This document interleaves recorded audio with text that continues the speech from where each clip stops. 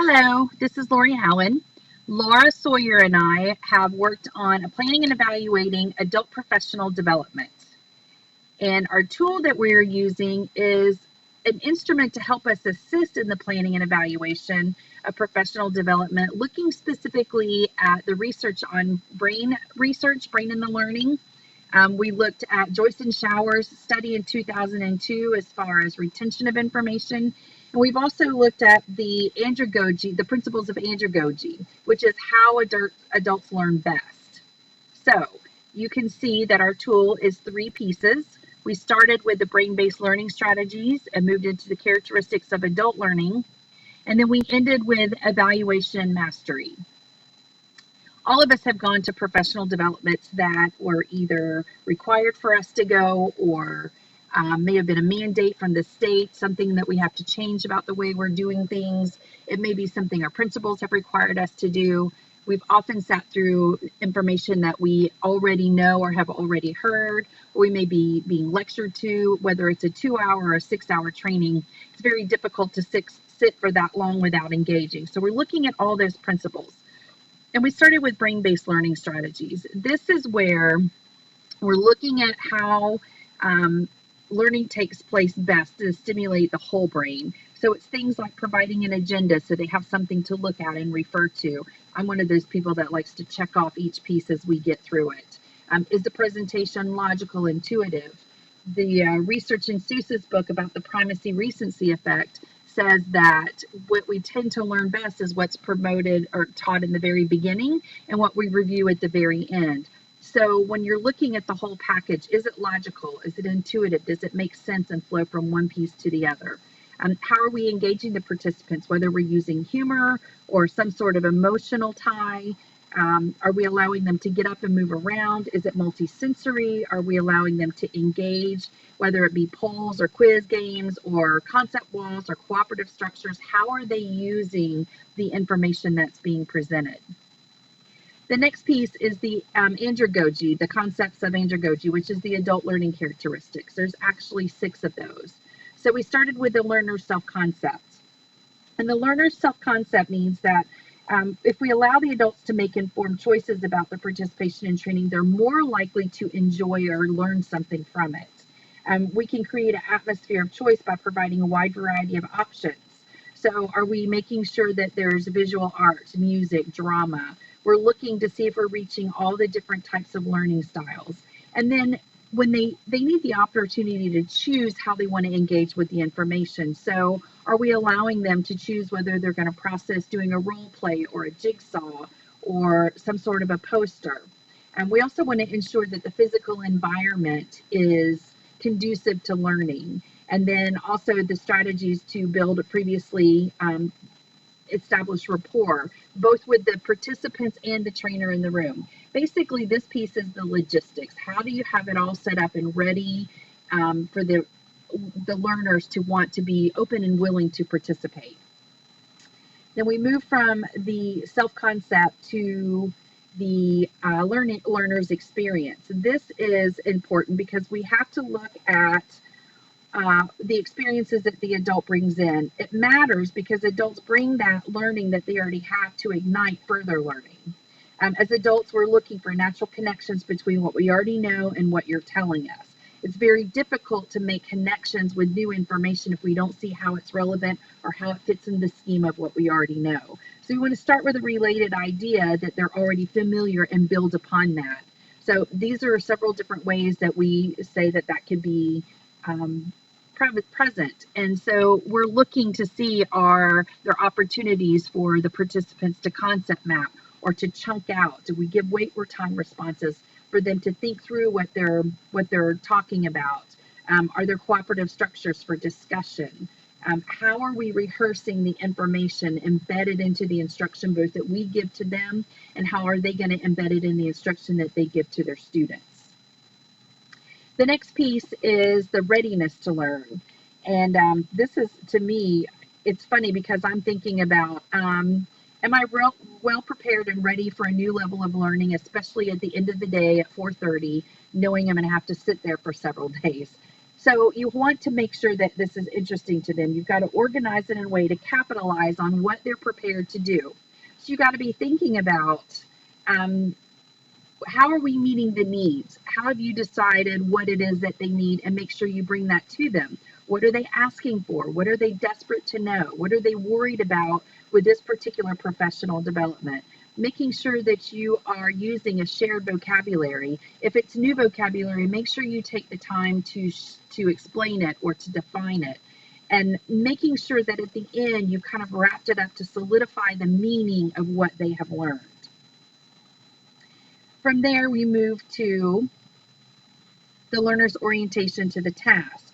Now, this is where the adults approach learning activities as time spent solving problems, making their work easier, or improving the overall position in life.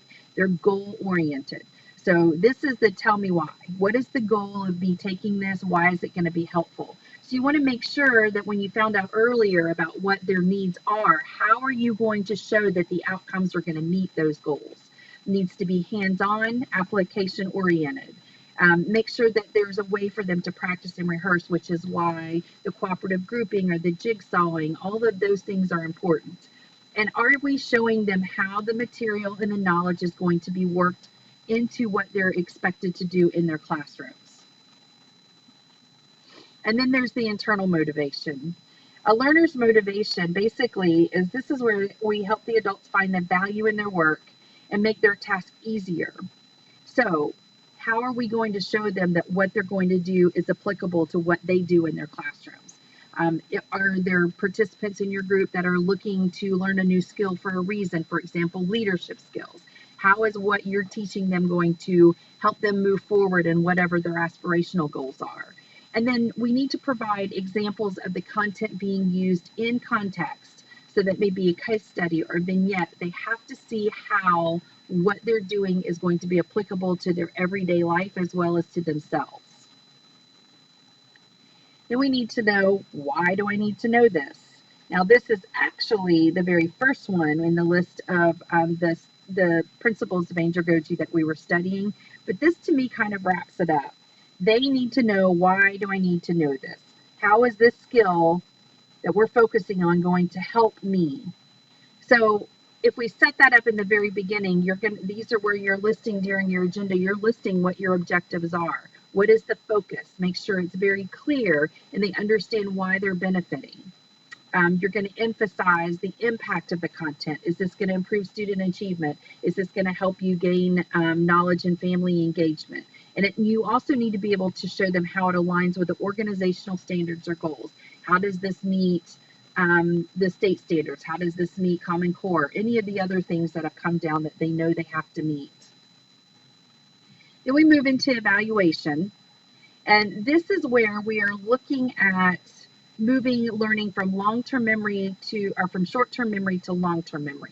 What are you doing to solidify that information? Now, it may be something as simple as, did you enjoy the session? You want to know how much did I personally gain from this? So it may be something like a ticket out the door that might list 2 takeaways and 1 question that's still happening. It may be talking about how they're going to further this information with on-the-job training. It may be key embedded points throughout the session. How many times do you go back and ensure understanding whenever you've hit key points throughout the training? And then, are you offering any sort of technical assistance or other resources that they can refer to after the training is over? One of the problems that we see often is that we have a professional development. The teachers are very excited. They love the material. They want to do it. And then they get back into their classrooms and they have no idea where to start. And there's no other support systems in place. So you have to start the support systems during the PD with understanding checks, but then you have to give them resources of how they're going to go further, which leads us to mastery. And with mastery, this is where we're asking, how does the learner transfer the content and apply it into their everyday practice? The research from Joyce and Showers was very clear that when the percentages of the participants that demonstrate the knowledge, when there's theory and discussion versus coaching in the classroom, if it's just the PD, they've talked about it, they've seen it demonstrated, They've even practiced it during the training time. With all those pieces in place, only 5% of the knowledge is actually demonstrated in the classroom and is being used. 5% of that professional development. However, when there's coaching in the classroom, when there's further explanation and practice with support, up to 95% of the information is actually transferred and put into use. So you want to figure out, how are we going to engage the participants in assessment and the acquisition of knowledge and skills. So a good friend of mine used to say, professional development without follow-up is malpractice. And what he meant by that is that if we don't have our participants do some sort of follow-up where they are going to do some sort of a project or implementation of the skill in their classroom, documentation that they've implemented the skill, the likelihood of that skill transitioning into everyday practice is less than 5%. And so the movement we have seen is coaches being used. So one of the things that we have on the checklist is describe opportunities for coaching to improve fidelity of implementation. So whether that be teacher-to-teacher coaching, peer coaching, or whether that be practice-based coaching, a key component of professional development now is mastery. And if you would like a copy of our instrument, then this is the website that you can go to. And we thank you for your time. Thanks.